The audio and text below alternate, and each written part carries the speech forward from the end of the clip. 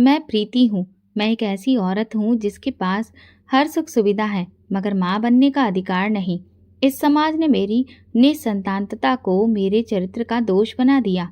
पति के ताने, ससुराल वालों की तिरस्कार भरी निगाहें और मोहल्ले वालों की चुभती बातें, सब कुछ सहती रही। फिर एक दिन मैंने वो निर्णय लिया जो शायद किसी औरत को नहीं लेना चाहिए, मगर शायद मजबूरी वही होती है जो किसी को लाचार कर देती है। ये दोपहर की एक शांत घड़ी थी। मैं अपने कमरे में बैठी थी। सामने मेरी पुरानी नौकरानी रेखा खड़ी थी, जिसकी सेवा से मेरा घर बरसों से सजा संवरा है।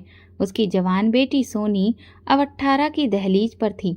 मासूम, चुपचाप, डरी हुई सी लड़की जो हमेशा अपनी माँ की आड़ में रहती थी। मैंने गहरी सांस ली और रेखा से कहा, मुझे तुमसे एक बात करनी है, एक बड़ी बात।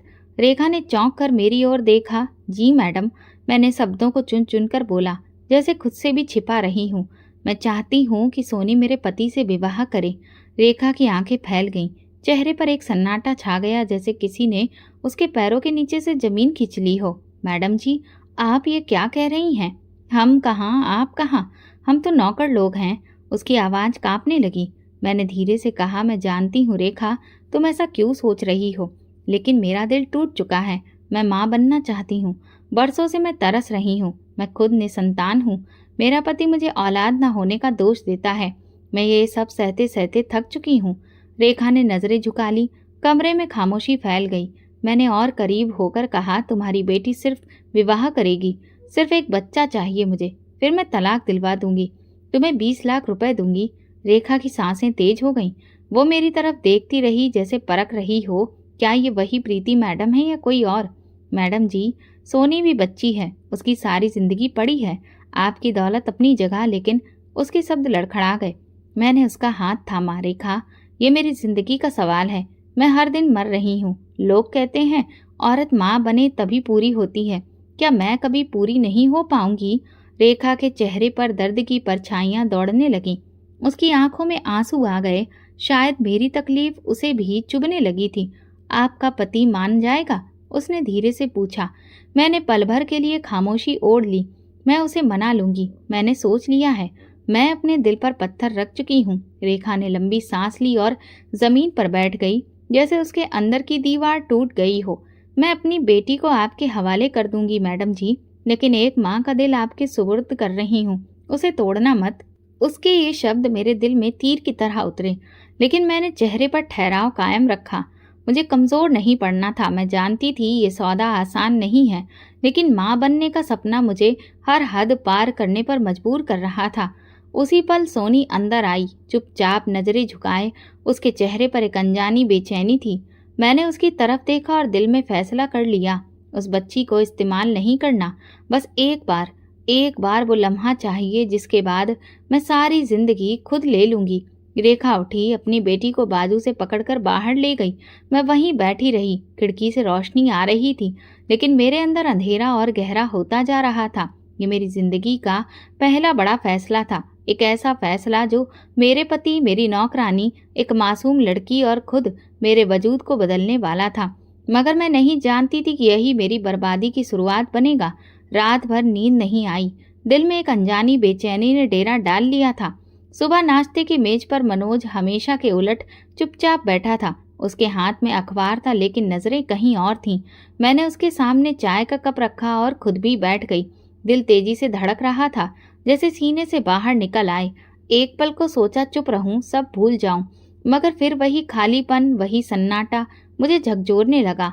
मनोज, मेरी आवाज धीमी थी, जैसे खुद भी शब्दों से डर रही हूँ।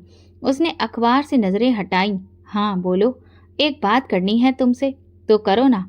उसने चाय की चुस्की ली। मैंने हाथ आपस में जोड़े, नजरें झुकाई और धीरे से कहा, मैं चाहती हूँ तुम दूसरी शादी कर लो। मनोज की चाय का कप हवा में ही रुक गया। वो मेरी तरफ देखता रहा, जैसे मैंने कोई मजाक कर दिया हो। क्या कहा तुमने? उसकी आवाज में गुस्सा था। एक लड़की है सोनी, रेखा की बेटी। मनोज की आंखें संकुचित हो गईं। चेहरा तनाव से भर गया। तुम पागल हो गई हो प्रीति। मैं किसी नौकरानी की बेटी से शादी करूं? ये मेरे लिए आसान नहीं है, लेकिन मैं तुम्हें खोए बिना माँ बनना चाहती हूँ। मेरी आवाज टूट रही थी। मनोज गुस्से से उठ खड़ा हुआ। कुर्सी पीछे सरक गई। तुम्हें शर्म नहीं आती? मैं कौन हूँ तुम जानती हो? लोग क्या कहेंगे? हंसेंगे हम पर। वो ही लोग मनोज जो मुझे मनुष्य समझते हैं, जो मुझे देखकर नजरें फेर लेते हैं, क्या वही लोग हमारे लिए इतने जरूरी हैं? ये तुम कह रही हो जो हमेशा उन्हीं लोगों की बातों पर रोती रहती हो। हाँ, रोती रही हूँ, लेकिन अब थक चुकी हूँ। तो तुम मुझे मजबूर करोगी? नहीं, मैं खुद को मजबूर कर रही हूँ। तुम्हें सिर्फ हाँ कहना है। मनोज कुछ पल चुप रहा, फिर बोला, मैं किसी नौकरानी की बेटी से शादी नहीं कर सकता। ये हम दोनों के लिए नुकसानदेह होगा। मैंने नजरें झुका ली। दिल की गहराइयों से कुछ टूट कर गिर पड़ा। मैं जानती थी उस इनकार ने मुझसे कुछ छीन लिया है, लेकिन मैं प्रीति हूँ, मैं हार नहीं मानती। मनोज के इनकार ने मुझे तोड़ दिया था, जैसे बरसों की उम्मीद एक पल में राख हो गई हो। मैंने सोचा था शायद मेरी तड़प उसका दिल पिघला देगी, लेकिन वो तो अपने घमंड में कैद निकला। मैं सारी रात कमरे में टहलती रही, कभी खिड़की से बाहर झांकती तो कभी खुद से उलझती। सुबह सूरज निकला, लेकिन मेरे लिए कोई रोशनी नहीं लाया। अंधेरा जो दिल में बस चुका था अब बर्दाश्त नहीं होता था। मैं आईने के सामने खड़ी खुद को देखती रही। बाल बिखरे हुए, आंखों के चारों ओर काले घेरे, चेहरे पर एक टूटी हुई स्त्री की परछाई। और फिर मैंने एक निर्णय ले लिया। अगर मेरे जीने की शर्त एक बच्चा है तो फिर मर जाने से क्या फर्क पड़ेगा? मरना शायद जीवन से आसान है। जहरीली गोलियां मेरे ड्रेसिंग टेबल की दराज में कई महीनों से पड़ी थी। कभी जो डर की निशानी थी, आज वही गोलियां मुक्ति का एक माध्यम लग रही थी। मैंने कांपते हाथों से दराज खोली, शीशी निकाली और पलंग पर बैठ गई। हाथ कांप रहे थे, आंखें धुंधली हो रही थीं, लेकिन दिल में एक अजीब शांति थी, जैसे ये अंतिम पीड़ा हो, फिर सब समाप्त। एक एक गोली मैंने मुंह में डाली और पानी के घूंट के साथ निगल ली। फिर कमर के बल लेट गई, आंखें बंद कर ली। शरीर में एक जलन सी दौड़ने लगी, जैसे धीरे धीरे सांसें छूट रही हों। दुनिया की आवाजें मंद होने लगी। दूर से मनोज की आवाज सुनाई दी, जैसे सपने में किसी ने पुकारा हो। दरवाजा जोर से खुला। मैं बस इतना सुन पाई, प्रीति, ये क्या कर लिया तुमने? मनोज ने मुझे बाहों में उठाया। मेरी सांसें धीमी हो रही थीं, लेकिन मैं पूरी कोशिश से उसकी आवाज को सुनने लगी। वो घबरा रहा था, परेशान हो रहा था। कार में डालकर मुझे अस्पताल ले गया। पूरी राह वो बार बार मेरा नाम पुकारता रहा, प्रीति कुछ तो बोलो, होश में रहने की कोशिश करो। अस्पताल में मेरी धड़कन को फिर से शुरू करने की कोशिश की गई। जीवन की एक नाजुक डोर थी जो पूरी तरह टूटी नहीं थी। कुछ घंटों के संघर्ष के बाद मैंने नीम बेहोशी की हालत में आंखें खोलनी शुरू की। धुंधली सी रोशनी, चेहरे पर ऑक्सीजन मास्क और सामने कुर्सी पर सिर झुकाए बैठा मनोज। मेरी आंख खुली तो उसने तुरंत सिर उठाया। उसकी आंखें लाल थीं, बाल बिखरे हुए और चेहरा पश्चाताप से भरा हुआ। उसने मेरा हाथ थामा। प्रीति, मैं नहीं चाहता था ये सब हो। तुम्हें कुछ हो जाता तो मैं मर जाता। मैंने बड़ी मुश्किल से आवाज निकाली, तुम्हें क्या फर्क पड़ता? तुम्हें तो संतान चाहिए, ना कि मैं। मनोज ने आंखें बंद कर ली, जैसे मेरे शब्द उसे चुभ गए हों। नहीं, मुझे तुम चाहिए, सिर्फ तुम। मैं पागल हो गया था, गुस्से में, अपने अहम में। लेकिन जब तुम्हें खोने का ख्याल आया तो ऐसा लगा जैसे जमीन खिसक गई हो मेरे नीचे से। मैंने धीरे से कहा, अगर मेरी जिंदगी से इतनी मोहब्बत है तो फिर मेरी इच्छा क्यों नहीं समझते? मैं समझता हूँ प्रीति, अब समझता हूँ। उसकी आवाज में नरमी थी, एक टूटे हुए इंसान की। आज मैंने उसकी तरफ देखा। तो क्या तुम शादी करोगे सोनी से?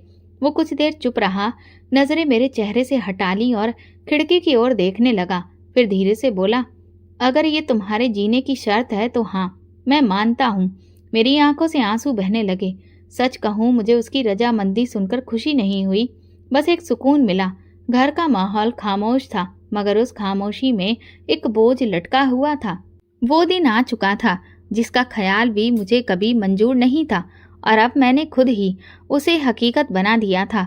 सोनी की शादी मेरे पति मनोज से हो चुकी थी। एक विवाह जिसे मैंने खुद अपने हाथों से मुमकिन बनाया, अपने दिल पर पत्थर रखकर एक सपने को पूरा करने के लिए। विवाह की रस्में बेहद सादा थीं। कुछ गवाह रेखा की आंखों में बेचैनी, सोनी का सहमा और खामोश हुआ चेहरा। सोनी और मनोज का एक सपाट चेहरा, जैसे वो अपने आप से नजरें चुरा रहा हो। विवाह के वक्त मनोज को देख मेरी सांस जैसे थम गई। मेरे पति को किसी और के साथ देखना एक ऐसा पल था जो शायद उम्र भर मेरी आंखों में घूमता रहेगा। शाम को सब चले गए। सोनी का जोड़ा अब उसकी खामोशी में दफन हो चुका था। रेखा उसे मेरे पुराने कमरे में छोड़कर चली गई। मैंने खुद को अपने कमरे में बंद कर लिया। दिल में एक अजीब शोर था, जैसे कोई चिल्ला रहा हो कि ये सब गलत है। मगर मैंने खुद को समझाया, ये बलिदान है, ये सिर्फ एक कदम है माँ बनने की ओर। मैंने तकिए में मुंह छुपाकर खुद को खामोशी से रोने दिया। रात का हर पल पीड़ा में बीता। सन्नाटा दीवारों से टकराकर लौटता रहा। कमरे में घड़ी की टिक टिक दिल पर हथौड़े की तरह लग रही थी। मैंने खुद को दोष दिया, खुद को दिलासा दिया और खुद ही खुद से लड़ती रही। सुबह की हल्की रोशनी में मैंने खुद को आईने के सामने खड़ा पाया। आंखों के चारों ओर काले घेरे और चेहरे पर मासूमियत। मैं अब वो प्रीति नहीं रही थी जो कभी जीवन से भरपूर थी। मैं अब एक खाली स्त्री थी जो एक बच्चे की आस में सब कुछ दांव पर लगा चुकी थी। नाश्ते की मेज सजी हुई थी, मगर मेरी भूख कहीं खो चुकी थी। रेखा ने नजरें चुराई। शायद उसे भी समझ नहीं आ रहा था कि क्या कहना है। मैंने एक लंबी सांस ली और उठकर उस कमरे की ओर चल पड़ी जहां सोनी अब पत्नी कहलाने लगी थी। दरवाजे पर दस्तक दी। अंदर से धीमी आवाज आई, आइए। मैंने दरवाजा खोला। सोनी कालीन पर बैठी थी, गोद में चादर, बाल खुले और नजरें जमीन पर। कमरे का माहौल किसी बोझ से भरा हुआ था, जैसे कुछ हुआ ही ना हो या शायद बहुत कुछ हो चुका हो। मैं धीरे धीरे उसके पास बैठ गई।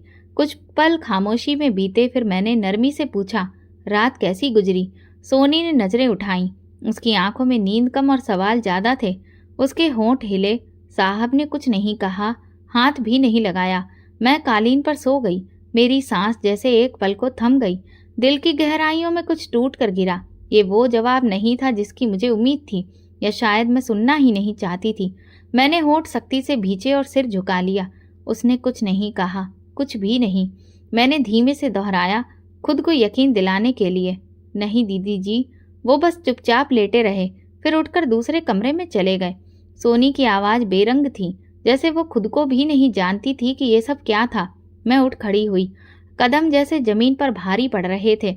एक अजीब गुस्से, दुख और उलझन ने मेरे दिल में चोट मारी। दरवाज़ा बंद करके मैं बाहर निकली। रेखा मेरी तरफ बढ़ी, कुछ कहना चाहा, मगर मेरे चेहरे को देखकर खामोश हो गई। मैं अपने कमरे में वापस आई और दरवाज़ा अंदर से बंद कर लिया। कमरे की खामोशियां अब शोर में बदल चुकी थीं। मेरे अंदर कुछ खौल रहा था, जैसे कोई लावा जो फूटने ही वाला हो। सोनी की बातों ने मेरे दिल पर वो चोट मारी थी जिसका दर्द मेरी हड्डियों तक उतर गया था। जिस बलिदान की नींव पर ये सब किया, वो अगर पहला ही कदम ना उठा सके तो आगे क्या बचेगा? ये सब क्या था? कोई खेल, या सिर्फ मेरे घावों पर नमक छिड़कने का एक नया तरीका? सुबह का वक्त था। मनोज नाश्ता कर रहा था, जैसे कि कुछ हुआ ही ना हो, जैसे कल रात उसने किसी लड़की से विवाह नहीं किया, जैसे कोई बदलाव आया ही ना ही हो। वो खामोश था, नाश्ता कर रहा था और अखबार पर नजरें गड़ाए बैठा था। मैंने उसकी ओर देखा और मुझे उसके चेहरे पर वो ऊब, वो अरुचि दिखाई दी जो किसी जबरदस्ती के निर्णय को ढो रहे व्यक्ति के चेहरे पर होती है। मैं खामोशी से उसके सामने जा खड़ी हुई और आवाज दी, मनोज। वो अखबार से नजरें हटाकर मेरी ओर देखने लगा। मैं पूछना चाहती हूँ, रात तुमने सोनी के साथ कुछ?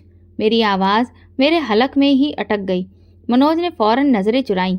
क्या मतलब तुम्हारा? मैंने कदम आगे बढ़ाया। साफ बात करो, तुमने उसे उसका अधिकार क्यों नहीं दिया? एक पल जैसे ठहर गया। उसका चेहरा तन गया, जैसे किसी ने उसकी बेरुखी को उजागर कर दिया हो। प्रीति, तुम्हें शर्म नहीं आती? ये सवाल पूछते हुए। शर्म? मैं हंसी, एक कड़वी घायल हंसी। शर्म तो उसे आनी चाहिए जो विवाह करके अपनी पत्नी को कालीन पर सोने दे। मनोज ने कुर्सी पीछे खींची और खड़ा हो गया। वो कम उम्र लड़की है, 18 साल की, समझी तुम? वो तुम्हारे बराबर की औरत नहीं। मैं 40 साल का आदमी हूँ, वो अभी जवान भी नहीं हुई ठीक से। ये तुम्हें उस वक्त याद क्यों नहीं आया जब तुमने उससे शादी की? उस वक्त तो तुम्हारी जुबान पर कोई आपत्ति नहीं थी। वो शादी तुम्हारे कहने पर हुई।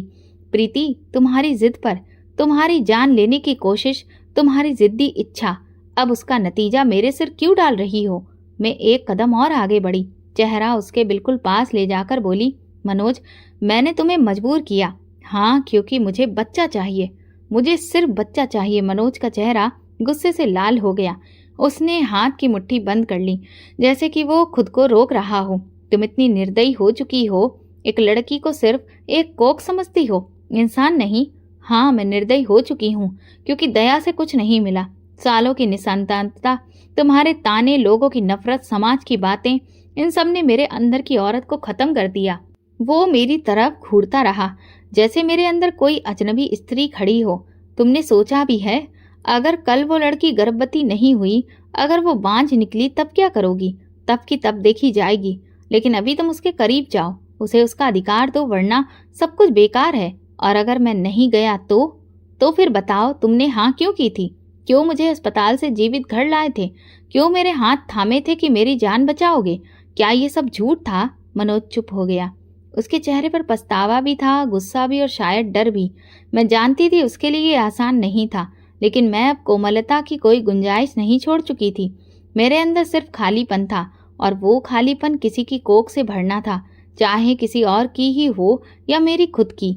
मनोज ने सिर झुका लिया, जैसे हार मान रहा हो, मगर उस हार में भी एक बगावत छुपी थी।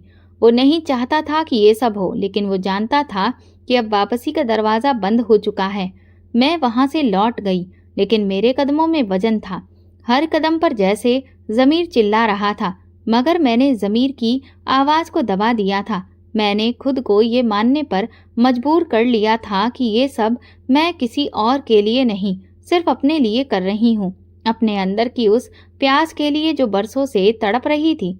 घर के कोने कोने पर यह अदृश्य बोझ मंडरा रहा था, जैसे हर वस्तु थमी हो, निष्प्राण हो। सांसें भी ले रही थी, लेकिन सुस्त।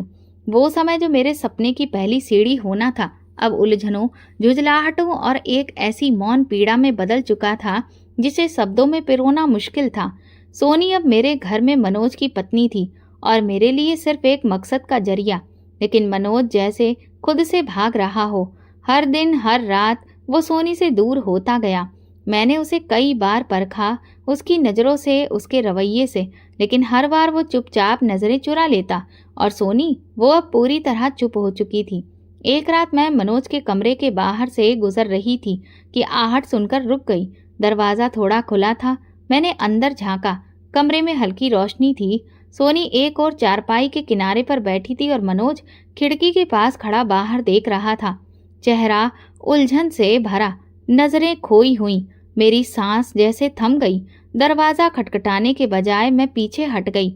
मेरे अंदर एक अजीब सी बेचैनी थी। अगली सुबह मैंने हिम्मत करके मनोज से बात करने का फैसला किया। वो आंगन में बैठा अखबार पढ़ रहा था। मैं उसके सामने जा बैठी।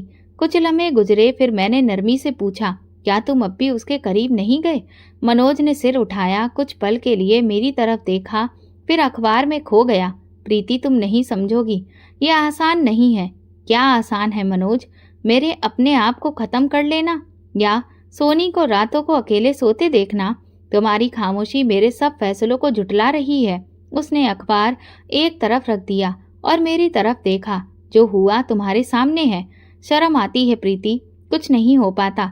मैं तुम्हें देखता हूँ तो सोनी एक बोझ लगती है, जैसे मैं तुमसे धोखा कर रहा हूँ। मेरे होंठ सिले रह गए, दिल जैसे किसी ने भींच लिया हो। मैंने नजरें नीची कर ली और बस इतना कहा, फिर वो सब क्यों किया? क्यों उससे शादी की? क्यों मेरा यकीन लिया?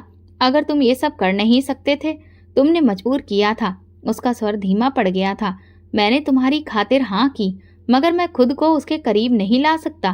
क्या तुम समझते हो कि ये सोनी के लिए आसान है? क्या वो कोई लकड़ी की गठरी है? एक शरीर जिसे जब चाहो इस्तेमाल करो और जब चाहो नजरअंदाज। मनोज चुप हो गया। शायद उसे अब सोनी की चुप्पी की पीड़ा महसूस हो रही थी। उसी रात जब मैंने सोनी के कमरे का दरवाज़ा धीरे से खोला, वो जाग रही थी। कमज़ोर रोशनी में उसका चेहरा फीका लग रहा था, जैसे किसी ने उसके सारे रंग छीन लिए हो। तुम सोई नहीं अभी तक? मैंने आहिस्ता से पूछा। नींद नहीं आती दीदी जी, वो नीचे देखते हुए बोली। मैं कुछ देर उसके पास बैठी रही, फिर दिल की गहराई से निकला, सोनी, कुछ भी कहने का दिल करे तो जरूर कहना। तुम इस घर में अकेली नहीं हो। वो धीरे से सिर हिला गई, लेकिन मैं जान गई थी कि वो अब अंदर से खाली हो चुकी है।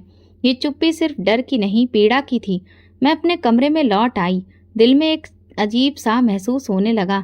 मैंने रात के अंधेरे में चुपचाप आसमान की तरफ देखा। वहाँ कोई तारा ना था, जैसे मेरी किस्मत का आसमान भी काला हो चुका था। और उन्हीं खामोश रातों में मैंने सोचना शुरू किया कि शायद मेरी किस्मत में माँ बनना लिखा ही नहीं, या शायद मेरी कोशिशें अभी भी अधूरी हैं। मगर एक बात तय थी, ये रिश्ता अब जिस तरफ भी जाए मुझे उसकी राहदारी खुद करनी होगी। चाहे मुझे और कितनी ही रातें चुप्पी में काटनी पड़े। खामोश रातों का सिलसिला जैसे बेहद बेहिसाब बढ़ता जा रहा था। हर गुजरते दिन के साथ मेरे अंदर का खालीपन और गहरा होता जा रहा था। मनोज की बेरुखी, सोनी की चुप्पी और मेरे अपने जज्बात की बेवसी, ये सब एक बंद दायरे में मुझे घुमा रहे थे, जहां से कोई रास्ता नजर नहीं आता था। मनोज अब रातों को घर देर से लौटता, बात कम करता, नजरें मिलाने से कतराता। एक सुबह जब सब अपने कमरों में थे, मैंने सोनी के दरवाजे पर दस्तक दी। वो धीरे से दरवाजा खोलकर मेरे सामने आई, चेहरे पर एक अजीब सी थकान और चुप्पी। वो कुछ बोली नहीं, बस नजरें नीचे किए खड़ी रही। मैंने नरमी से कहा, मैं मायके जा रही हूँ, 2-3 दिन के लिए। जरा दम घुटने लगा यहाँ। सोनी ने चौंक कर मेरी तरफ देखा, जैसे ये खबर उसके लिए अचानक हो। कुछ कहने के लिए लब खुले, फिर वो रुकी और धीरे से बोली, कुछ काम हो तो बताना दीदी जी। मैंने उसके कंधे पर हाथ रखा।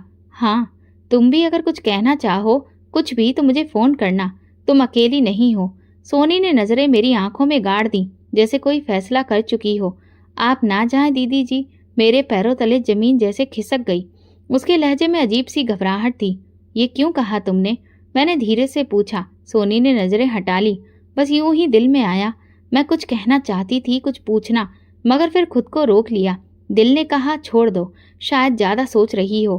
कुछ दिन के लिए दूर जाना बेहतर है, शायद इस वक्त दिमाग को कुछ सुकून दे। मैंने अपना सामान पैक किया, मनोज को एक संदेश भेजा, 2 दिन के लिए मायके जा रही हूँ। जवाब आया भी तो सिर्फ ठीक है, ख्याल रखना। गाड़ी में बैठते वक्त घर की दीवारें कुछ और ही लगने लगी, जैसे पीछे कुछ अधूरा छोड़कर जा रही हूँ। सोनी का चेहरा आंखों में घूम रहा था, उसकी आंखों की नमी, उसकी आवाज की कांपती लय और वो आखिरी वाक्य, अभी मत जाओ, घूम रहा था। ये वाक्य मेरे मन में ऐसे चिपक गया जैसे सदियों पुराना कोई सपना, जो जागते में भी पीछा न छोड़े। माँ के घर आकर भी मैं चैन से ना रह सकी। अम्मा बार बार पूछती, ठीक हो ना, क्या हुआ है? और मैं हर बार झूठ बोलती, सब ठीक है, बस थोड़ी थकान है। मेरे हाथों में चाय का कप था और दिमाग में सोनी। उसकी आंखें मेरे दिल दिमाग में तस्वीरों की तरह छिपी थीं। 2 दिन गुजर गए। मैंने खुद को समझाया कि ये वक्त शायद बेहतर है। शायद सोनी और मनोज इस दौरान एक दूसरे के करीब आ जाएं। शायद मेरी गैर मौजूदगी उनके बीच की दीवार गिरा दे। मगर दिल की गहराइयों में एक उलझन थी, जो हर पल और भी ज्यादा गहरी होती जा रही थी। तीसरे दिन शाम को सोनी का कोई संदेश न आया। रेखा ने भी संपर्क नहीं किया। मैंने फोन उठाया, नंबर मिलाया, मगर कॉल उठाई न गई। दिल में हल्का सा डर बैठ गया। मैंने अगली कॉल मनोज को की। इस बार उसने तुरंत फोन उठा लिया। सब ठीक है? मैंने जल्दी से पूछा। हाँ, सब ठीक है, तुम चिंता मत करो। मनोज की आवाज में वही सपाट लहजा था, जैसे कुछ छुपाने की कोशिश कर रहा हो। मैंने सोनी के बारे में पूछना चाहा, मगर उसने बात का रुख बदल दिया। तुम कब वापस आ रही हो? कल सुबह, मैंने जवाब दिया, मगर दिल में एक तूफान उठ चुका था। वो रात बहुत लंबी थी, नींद आंखों से मीलों दूर थी। मैं नहीं जानती थी मेरी गैर मौजूदगी में क्या हो चुका है, लेकिन इतना यकीन था कि कुछ तो ऐसा है जो मेरी वापसी का इंतजार कर रहा है, कुछ जो मुझे झंझोड़ कर रख देगा, कुछ जो शायद सब कुछ बदल देगा। सुबह सूरज निकला तो मैंने खुद को फिर उसी दोहरे रास्ते पर पाया, जाना है या नहीं। लेकिन अजीब बात थी, दिल जैसे चाहता भी था कि मैं अभी ना जाऊं। शायद डर था, शायद थकान, या शायद जिद। फोन उठाया और सोनी का नंबर मिलाया। दूसरी बैल पर उसने फोन उठा लिया। नमस्ते दीदी जी। उसकी आवाज कांप रही थी। नमस्ते, कैसी हो? मैंने जैसे आम सी बात की। ठीक हूँ, आप ठीक हैं? कब वापस आ रही हैं? मैंने पल भर को रुकावट की, फिर सर्द लहजे में बोली, नहीं आ रही, अभी कुछ दिन और रुकूंगी। दूसरी तरफ कुछ पल के लिए चुप्पी साध दी। फिर उसने धीरे से कहा, दीदी जी आप आ जाएं। सोनी, मैंने तुम्हें पहले भी कहा था, मुझे बच्चा हर हाल में चाहिए। तुम जानती हो ये सब क्यों हुआ। अब तुम्हें खुद आगे बढ़ना होगा। लेकिन दीदी जी, उसने कहना चाहा, लेकिन मैंने बात काट दी। तुम साहब के करीब होने की कोशिश करो, उनके साथ समय बिताओ। मैं तुमसे मोहब्बत नहीं मांग रही, बस एक कर्तव्य निभाने को कह रही हूँ। ये शादी इसलिए हुई थी कि मैं माँ बन सकूं। दीदी जी, वो मुझसे बात भी नहीं करते, आंख नहीं मिलाते, उसकी आवाज भीगी हुई थी। तो तुम कोशिश करो, उन्हें पास आने दो। पुरुष को एहसास से ज्यादा वातावरण चाहिए। तुम उनके लिए वो वातावरण बनाओ, नरमी से, चुप्पी से, जैसे एक पत्नी करती है। सोनी चुप हो गई। उसकी सांसों की आवाज़ फ़ोन पर साफ सुनाई दे रही थी। मैं तुम्हें तकलीफ में नहीं देखना चाहती सोनी, लेकिन अगर तुम भी कोशिश ना करो तो ये सब बेकार जाएगा। और याद रखो, अगर ये मौका गया तो ना तुम्हें कुछ मिलेगा ना मुझे। मैंने फ़ोन बंद कर दिया। दिल में एक अजीब सा बोझ था, जैसे कुछ कहना रह गया हो, लेकिन मैं जानती थी अब नरमी की गुंजाइश नहीं थी। सोनी ने मेरी आंखों के सामने शादी की थी। उसकी मासूमियत, उसकी खामोशी, सब मैंने अपनी खुदगर्जी से रौंद दी थी। अब मुझे अपनी जिद पूरी करनी थी, हर कीमत पर। उसी रात रेखा का संदेश आया, दीदी जी सोनी चुप चुप रहने लगी है, कुछ खाती भी नहीं, कृपया वापस आ जाइए। मैंने संदेश सुना मगर जवाब नहीं दिया। फिर फोन आया, इस बार सोनी की कॉल थी। मैंने कुछ पल देखा, फिर कॉल उठाई। दीदी जी मैं क्या करूं, वो मुझे देखते भी नहीं, आप वापस आ जाइए ना। उसकी आवाज में घबराहट थी और वही बेबसी जो मेरे दिल को चीरने लगी। सोनी तुम्हें खुद कुछ करना होगा। क्या तुम ये नहीं चाहती कि तुम्हारी माँ को वो सब कुछ मिले जिसकी उसे चाह है? तुम जानती हो ये तुम्हारी माँ का सपना है। वो 20 लाख का वादा तुम्हारे बेहतर भविष्य के लिए था। तुम्हें ये सब समझना होगा। समझती हूँ दीदी जी, लेकिन साहब तो जैसे मुझसे नफरत करते हैं। नफरत नहीं करते, बस झिझक है। वक्त के साथ सब ठीक हो जाएगा। तुम हिम्मत रखो, खुद को मजबूत बनाओ। तुम अब सिर्फ रेखा की बेटी नहीं हो, तुम अब एक पत्नी हो, और पत्नी को अपना हक खुद लेना पड़ता है। सोनी ने जवाब नहीं दिया, मगर उसकी खामोशी में एक थकान थी। मैंने फोन बंद किया और दिल पर हाथ रख लिया। कुछ देर में अम्मा कमरे में आई। मेरे चेहरे को गौर से देखकर बोली, कुछ ठीक नहीं लग रहा तुम्हें? मैंने गर्दन हिला दी। बस थोड़ी सी थकान है। वो मेरे करीब बैठ गई, हाथ पर हाथ रखा।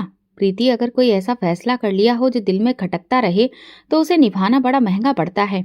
वक्त पर लौट आना सीखो। मैं चुप रही। अम्मा को कैसे बताती कि मैं लौटने के काबिल नहीं रही। मैंने अपनी जिद के साथ वो दरवाज़ा बंद कर दिया था जिससे लौटने का ख्याल भी मेरे अंदर डर पैदा करता था।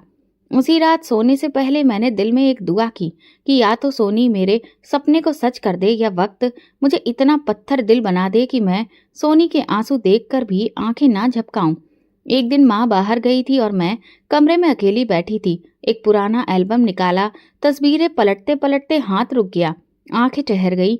एक तस्वीर थी जिसमें मैं सफेद जोड़े में बैठी थी, हाथों में मेहंदी और चेहरे पर वो मासूम चमक जो नई नवेली दुल्हन की होती है।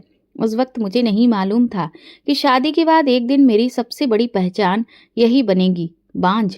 तस्वीर को हाथ से नीचे रखते ही जहन की स्क्रीन पर वो पल उभरने लगा जो आज तक मेरे अंदर जिंदा थे। वो दिन जब हमने शादी के बाद 1 साल पूरा किया था। अम्मा की आंखों में उम्मीद थी, ससुराल की औरतों के चेहरों पर बेसब्री और मेरे अंदर एक अनजाना डर। जब 1 साल बाद भी खुशखबरी नहीं आई तो लोगों के अंदाज बदलने लगे, ताने तीखे होने लगे। पहले तो बस सवाल होते थे, क्या खबर नहीं आई? फिर ताने बनने लगे, अच्छी भली लड़की है। और फिर कानाफूसी होने लगी, किसी किसी के नसीब में संतान नहीं होती। मोहल्ले की औरतें जब गर्भवती होती तो मेरे घर का रास्ता बदल लेती। एक बार एक औरत के बच्चे की पैदाइश हुई तो उसकी सास ने मुझे फंक्शन में नहीं बुलाया। वजह ये कि कुछ औरतों की परछाई बच्चे पर भारी पड़ती है। मैंने उस दिन आईने के सामने खड़े होकर खुद को देखा। कोई निशान, कोई दाग तो नहीं था मेरे चेहरे पर। फिर ये मनुष्यत क्यों जुड़ी थी मुझसे? मैंने मनोज को बताया। आंखों में नमी थी, आवाज भीग रही थी। मुझे लोग मनोज कहते हैं। मनोज, तुम्हें भी शर्मिंदगी होती होगी मेरी वजह से। वो हंसा नहीं, न रुका। वो बस सीधा सा जवाब दिया, शर्मिंदगी की बात है प्रीति, ये वो रात थी जब मैं पूरी तरह टूट गई थी। सोफे पर, जमीन पर, बिस्तर पर, जहां जगह मिली आंसू बहाए। मैं किस पाप की सजा भुगत रही हूँ। उसके बाद एक दवाइयों का सिलसिला शुरू हुआ। इलाज, टेस्ट, सब आजमाया। हर माह एक नया सपना, हर माह एक नई उम्मीद और हर महीने एक नई मायूसी। मेरी पूरी जिंदगी एक कैलेंडर में कैद हो गई थी जिसमें दिन नहीं, सिर्फ उम्मीदें और इनकार दर्ज थे। एक दिन मनोज ने मुझे दवा की पर्ची लाकर दी और साथ ही तंज किया, शायद ये आखिरी कोशिश हो, इसके बाद तुम्हें मान लेना चाहिए कि तुमसे नहीं हो सकता। मैंने वो पर्ची फाड़ दी थी। उस दिन आंखों में आंसू थे। मैंने सोनी से शादी इसलिए करवाई थी कि शायद वक्त, तकदीर सब मिलकर वो दरवाज़ा खोल दे जो बरसों से बंद था। लेकिन अब लग रहा था वो दरवाज़ा एक और कैद की तरफ खुल गया है। मेरे अंदर एक शोर था, लेकिन बाहर मुकम्मल खामोशी। मैं अम्मा के घर की छत पर बैठी थी। रात का अंधेरा फैल चुका था। सितारे जिन्हें कभी मैं ख्वाहिशें सुनाया करती थी, आज बस बेजान बिंदु लगते थे।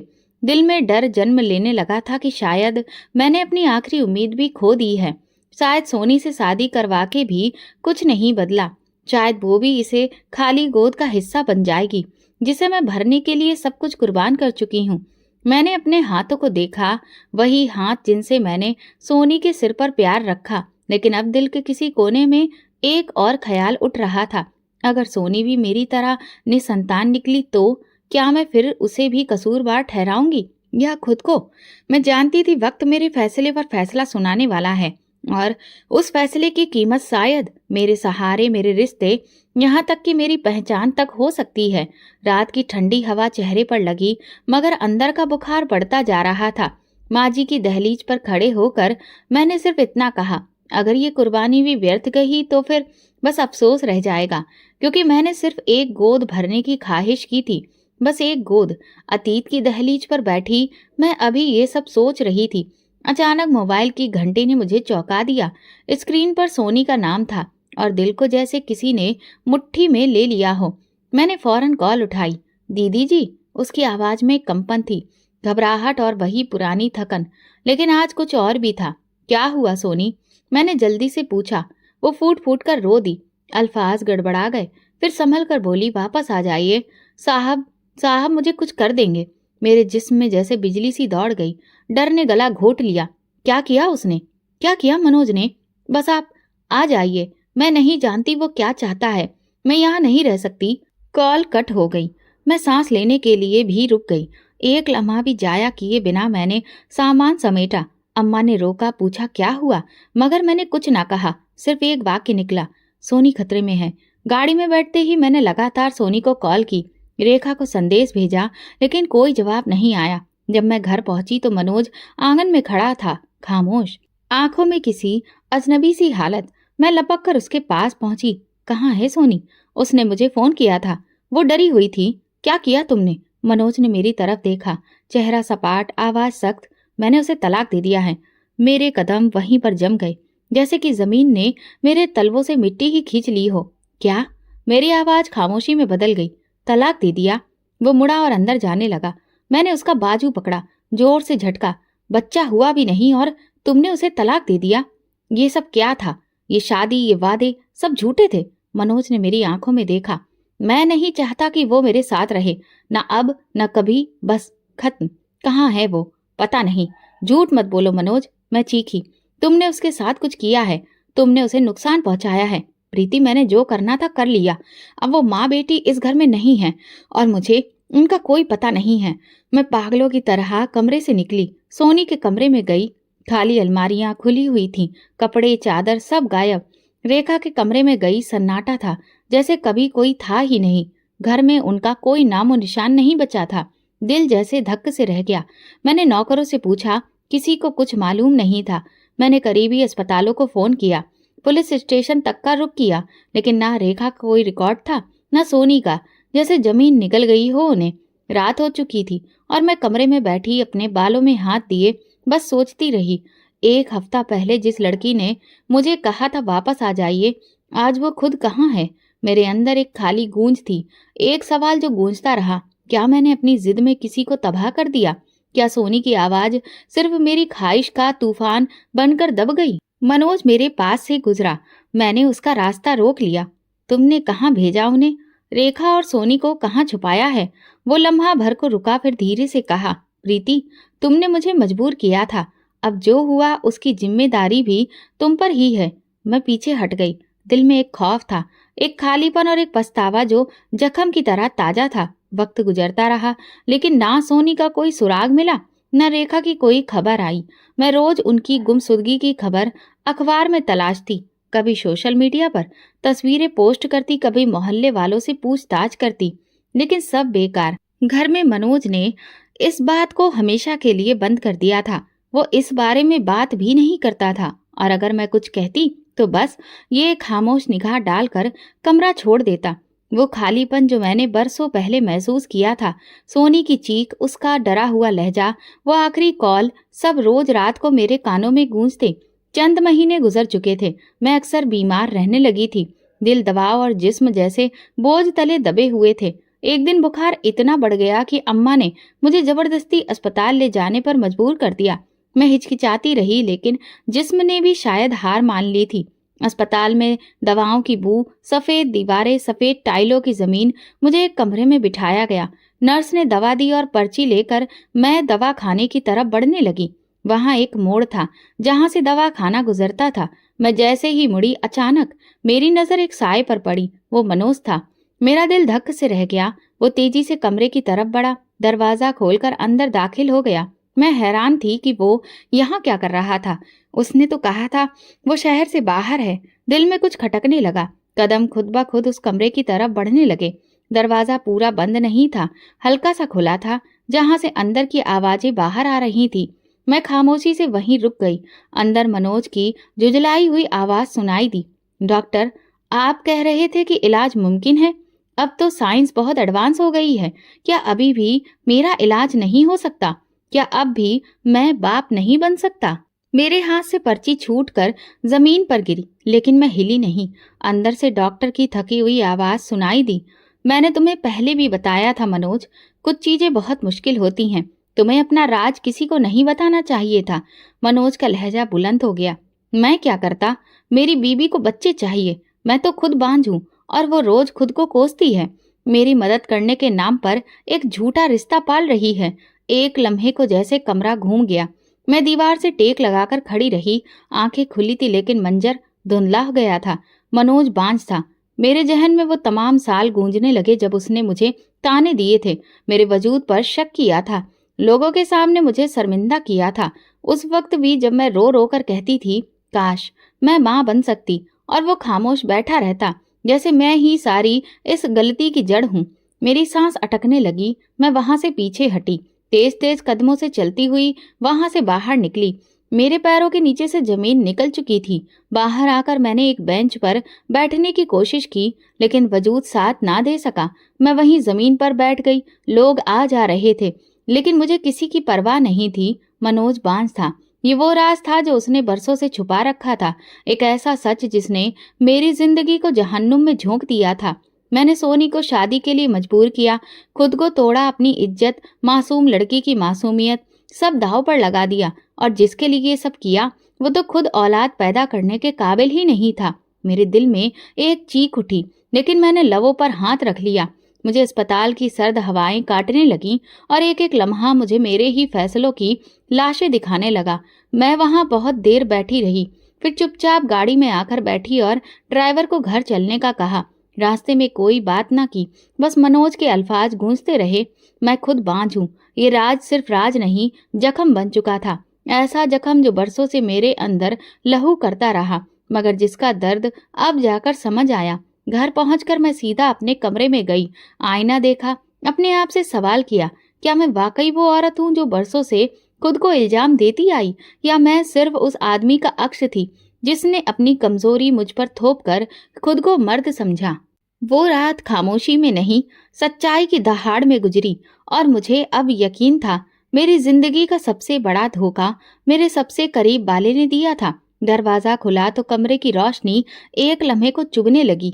मैं वही थी, वही प्रीति, लेकिन अब मेरे अंदर कुछ भी वैसा नहीं था। कदम थके हुए थे, लेकिन अंदर जो तूफान उठ रहा था वो फटने के करीब था। मेरे दिल में एक ही सवाल, एक ही चीख, एक ही जख्म बार बार तेज हो रहा था।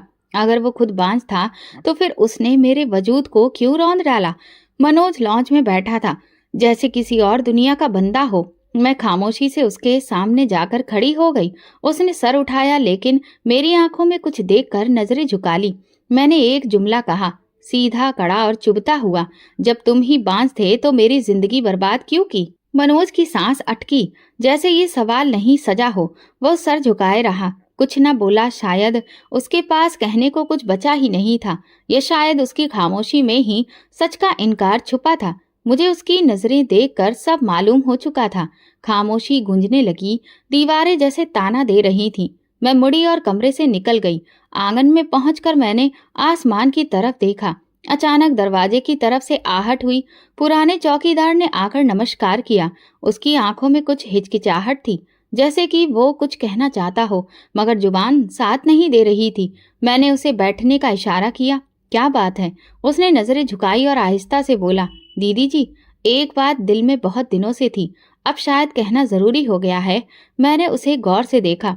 वो बूढ़ा शख्स जिसने बरसों मेरा दरवाजा खोला, मेरे दुख सहे, मेरी खामोशी देखी, आज वो कुछ ऐसा कहने जा रहा था जो सब कुछ बदल सकता था। जिस दिन सोनी चली गई, उस दिन मैंने साहब को देखा था। वो एक अजनबी आदमी को लेकर सोनी के कमरे की तरफ गए थे। मुझे लगा शायद कोई रिश्तेदार है, लेकिन जब रात को चीख सुनाई दी, मैं दौड़कर गया तो सोनी का दरवाजा खुला था। वो जमीन पर बैठी रो रही थी और वो आदमी जल्दी से निकलकर चला गया। मेरी आंखों में वहशियत उतरने लगी। नजरें उठाई, साहब ने उसे चुप करवाया और दूसरे दिन रेखा को बुलाकर कहने लगे, इस शहर से चली जाओ, और उसे तलाक दे दिया। साथ ही पैसे दिए और एक धमकी भी, अगर दीदी जी को कुछ मालूम हुआ तो तुम दोनों पर चोरी का इल्जाम लगवा दूंगा। मेरे अंदर जैसे सांस टूटने लगी, लब सिले रहे और दिल जैसे किसी ने निचोड़ दिया हो। वो चीख जो बरसों से दबाई थी, आज वो अंदर से उठ रही थी। मैंने दीवार का सहारा लिया और धीरे से बैठ गई। चौकीदार खामोश खड़ा था, जैसे गवाही दे रहा हो एक ऐसे गुनाह की जो उसने नहीं किया, लेकिन देखा जरूर था। तुमने पहले क्यों नहीं बताया? मेरी आवाज गले में फंस गई थी। डर गया था दीदी जी, साहब बहुत कुछ कर सकते थे और आप तो पहले ही गम में थी। मैंने चौकीदार को जाने का इशारा किया। वो धीरे धीरे पीछे हटता गया और दरवाजा बंद कर गया। अब कमरे में सिर्फ मैं थी और सच, एक ऐसा सच जो मेरी हर कोशिश को जलाकर राख कर चुका था। मनोज ने सिर्फ मुझे झूठ में नहीं रखा, उसने एक मासूम लड़की को इस्तेमाल करना चाहा, उसकी इज्जत को खराब करने की कोशिश की, और जब वो चीख उठी तो तलाक देकर सब कुछ छुपा दिया। मैं उठकर मनोज के कमरे में गई। वो वहां नहीं था, शायद मेरे सवाल से बचने के लिए निकल चुका था। मैंने कमरे के आईने में खुद को देखा। अब मैं वो औरत नहीं थी जो बच्चा मांगती थी। अब मैं वो औरत थी जिसने सच्चाई के बदले अपना सब कुछ खो दिया था। मेरे कानों में उसकी आखिरी आवाज गूंज रही थी, दीदी जी आप वापस आ जाइए। और अब समझ आया वो क्यों कहती थी, क्योंकि उसने वो देखा जो मैं ना देख सकी। उसने वो सहा जो मैं सहने का सोच भी नहीं सकती थी। वो रात मेरे लिए कयामत बन गई। अब कुछ बाकी नहीं था, न ख्वाब, न रिश्ता, न ख्वाहिश, बस एक सच जो हमेशा मेरे साथ रहेगा। मैंने आसमान की तरफ देखा और दिल ही दिल में कहा, काश तुमने पहले बताया होता। मनोज, मैं सिर्फ माँ बनना चाहती थी, मगर तुमने मुझे वो दुख दिया जो किसी कातिल को भी ना मिले। और यूं कहानी खत्म नहीं हुई। सच ने एक खून खौलाया, एक ऐसी औरत के अंदर जो अब खामोश नहीं रहेगी। इस कहानी से हमें ये सबक मिलता है कि जुल्म सिर्फ शारीरिक नहीं होता, कभी कभी खामोश झूठ भी एक पूरी जिंदगी बर्बाद कर देता है। औलाद की ख्वाहिश में इज्जत, रिश्ते और इंसानियत बर्बाद ना करें। हर दुख की जड़ सिर्फ औरत नहीं, सच को जानने की हिम्मत हर रिश्ते को बचा सकती है। दोस्तों, अगर आपको हमारी कहानी पसंद आई हो तो कमेंट करके ज़रूर बताएं। वीडियो को लाइक करें और ज़्यादा से ज़्यादा शेयर करें। अगर आप चैनल पर नए हैं तो सब्सक्राइब जरूर करें और नोटिफिकेशन बेल दबाएं ताकि अगली अपडेट सबसे पहले आपको मिले। धन्यवाद।